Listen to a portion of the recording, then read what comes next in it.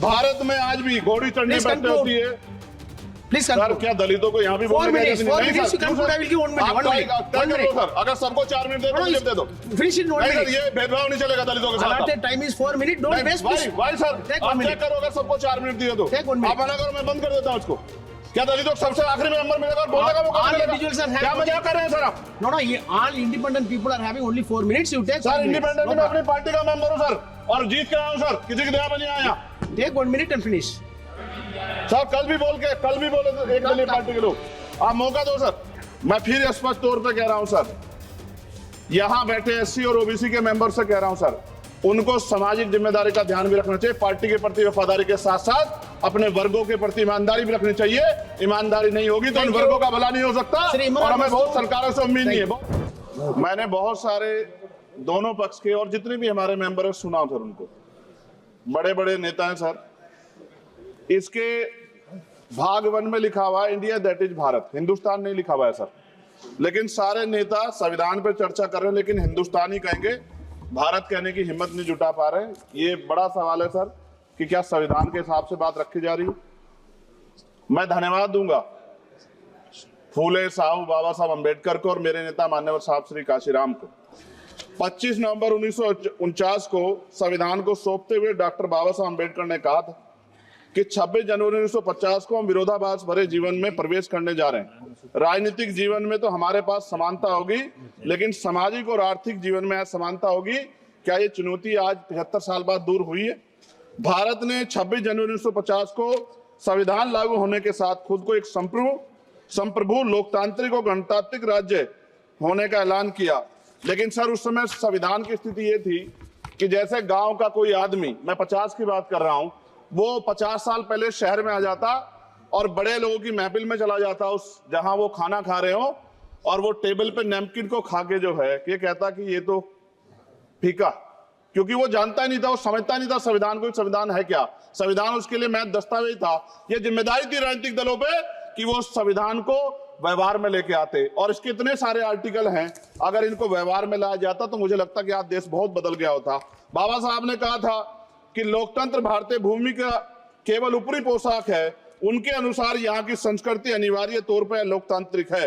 भारत जैसे गरीब और गैर बराबरी वाले देश में संविधान के जरिए छुआछूत खत्म करना, वंचितों के लिए सकारात्मक उपाय करना, सभी वयस्कों के लिए मतदान का अधिकार देना और सबके लिए सम्मान अधिकार तय करना, ये बहुत बड़ी उपलब्धि थी सर।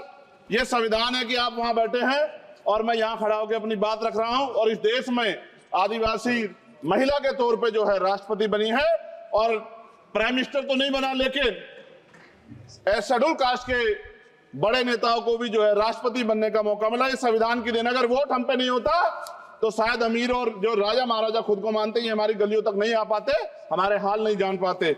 आजादी का मतलब सर सिर्फ अधिकार पाना भर नहीं है, इसके लिए हमारे संविधान में सरकार और नागरिकों के अधिकारों के साथ साथ उनके कर्तव्यों का विस्तार से उल्लेख किया गया है। बाबा साहब ने संविधान सभा में दिए गए भाषण में कहा था कि स्वतंत्रता आनंद का विषय है, पर अब हमें अपनी जिम्मेदारियों पर भी ध्यान देना होगा। संविधान ने सुनिश्चित किया कि रानी के पेट से राजा जन्म नहीं लेगा, वोट से नेता तैयार होगा। आर्थिक बराबरी के लिए सरकार क्या कर रही है? गरीब और गरीब हो रहा है, अमीर और अमीर हो रहा है। सुबह उठते कहीं बम की धमकी मिलती, कहीं दंगे की। ये अमृत काल है सर, यह धमकी काल है। कितना बढ़ रहा है आर्टिकल 15 सर। भारत में आज भी घोड़ी चढ़ने बैठते होती है। प्लीज सर, क्या दलितों को यहाँ भी बोलने की इजाजत नहीं? नहीं सर, अगर सबको 4 मिनट दे दो, मुझे दे दो। Finish in 1 नहीं सर, minute. ये भेदभाव नहीं चलेगा दलितों के साथ। Allotted time is 4 minutes. Don't waste. please. भाई सर, Take 1 आप minute. चेक करो, अगर सबको 4 मिनट दिए तो Take 1 minute. आप मना करो, मैं बंद कर देता हूँ इसको। क्या दलितों को सबसे आखिरी में नंबर मिलेगा और बोलने का मौका All मिलेगा? individuals are having- क्या मजाक कर रहे हैं सर आप? No, no. All independent people are having only 4 minutes. You take. Sir 1 minute. Independent No में problem. अपनी पार्टी का मेंबर हूँ सर, और जीत के आया हूँ सर, किसी की दया में नहीं आया। Take 1 minute and finish. Sir कल भी बोले तो एक दलीय पार्टी के लोग, आप मौका दो सर। मूछे रखने पर हत्या होती है, महिलाओं पे, छोटे मासूम बच्चों पर रेप हिंसा होती है। एनसीआरबी का डाटा देकर डर लगेगा। यही 1 किलोमीटर में संविधान को जला गया, और महाराष्ट्र के परभनी में अभी भी संविधान को नष्ट किया गया, उसकी कॉपी को। आर्टिकल 25-26 में संविधान में सभी को धार्मिक आजादी। कहाँ है दलितों की, मुसलमानों की, जैनों की, बौद्धों की, ईसाइयों की? छत्तीसगढ़ में सतनामी समाज को संविधान की अपनी धार्मिक आजादी के आधार पर जो है उनको अपमानित करके जेल में बंद कर दिया। संभल, अजमेर, अयोध्या सब इसका उदाहरण है। ये सरकार आलोचना डरती है। कितने लोग जेल में बंद है? मिरान हैदर, खालिद सैफी, उमर खालिद खान, सिफा खान, गुलफ्शा फातिमा और आजम खान साहब राजनीतिक विरोध में बंद है। सरकार यहाँ बैठी है, सरकार सामाजिक न्याय की बात करती है। बताए कितने दलित मुख्यमंत्री बना रखे हैं आपने? 13 ज्यादा सरकार स्टेट में सरकार है। कितनी महिला मुख्यमंत्री है? आपकी सरकार ने सुप्रीम कोर्ट के आदेश के बाद रिजर्वेशन प्रमोशन में जारी नहीं किया, और ओबीसी को पॉलिटिकल रिजर्वेशन आप देंगे नहीं देंगे, आप बताने का काम करें। मैं 75 साल की गौरव यात्रा में हम एक सभ्य समाज नहीं बना पाए, इसलिए जाति आधार पर SC ST OBC के बच्चों को प्राइमरी स्कूल से लेकर उच्च संस्थानों में भेदभाव किया जाता है।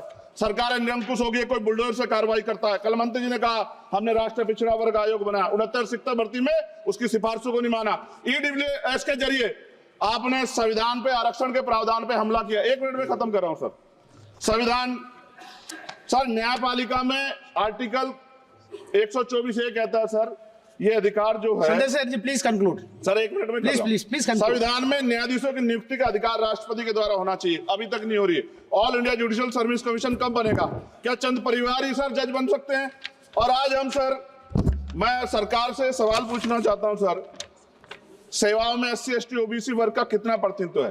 भारत सरकार के मंत्रालयों के अधीन PSU में, बैंकों, बीमा कंपनियों में और स्वस्थायी संस्थानों में आउटसोर्स तथा कॉन्ट्रैक्ट में वर्तमान कार्यरत कर्मचारी कुल कितनी संख्या है? आउटसोर्स और कॉन्ट्रैक्ट में कार्यबल SC ST OBC कितना प्रतिशत है?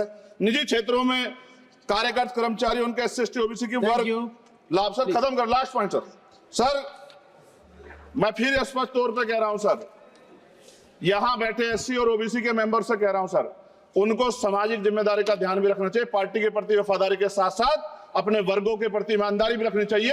ईमानदारी नहीं होगी तो इन वर्गों का भला नहीं हो सकता, और हमें बहुत सरकारों से उम्मीद नहीं है। बहुत